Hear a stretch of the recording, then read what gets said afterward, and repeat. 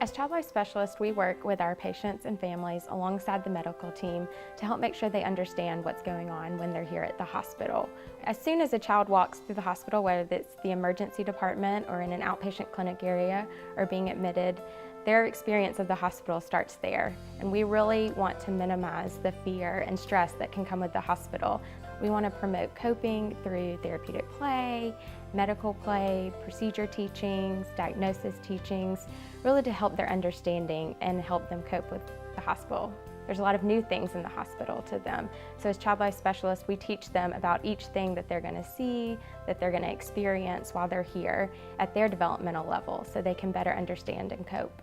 Also, when children come to the hospital, we want to be able to have some fun, and we have different things they can do and activities such as games and arts and crafts. We work together to put on events throughout the year for the patients, and it helps them take their mind off what's going on and help them to better cope. You know, children play, that's what they do every day, and so we want to make sure that happens while they're in the hospital as well. We're fortunate that our job as child life specialist is well respected among the medical team. Working alongside the medical team, working with a patient, we're able to help them promote coping and cooperation. When I walk into the room and I see a child life specialist there, I know that this patient is going to be able to interact with me so that I can get the best history and physical exam to help me take care of this patient. Especially when we have a procedure that we need to do, the child life specialist can prepare the child so that they are prepared for what I'm going to be asking and doing so that we can do our job better and sometimes faster too, so that, that alleviates some of that anxiety with that patient.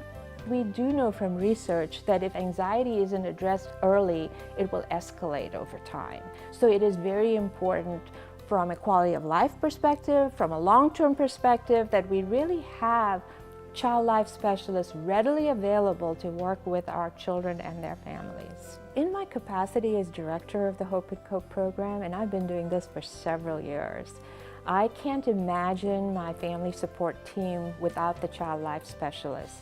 They are very critical to the adjustment of children, to the normalization of the hospitalization process, and to help families know how to communicate with children about the disease, about the treatment, how to work with healthy siblings. So really, from what I see, child life is frontline. I work very closely. I mean, I feel very fortunate to have amazing child life specialists work with me. And I would tell any parent when they come into this hospital, if you don't know about child life, or nobody mentions them to you, please ask. Ask if you can have a child life specialist work with your child specifically to help them understand why they're in the hospital, what it's going to be like, help prepare them, and help the parent too understand, how do I talk with my child, and how will I talk with my other family members, and how do I talk with my siblings? What do I tell my sick child's healthy siblings about what's going on?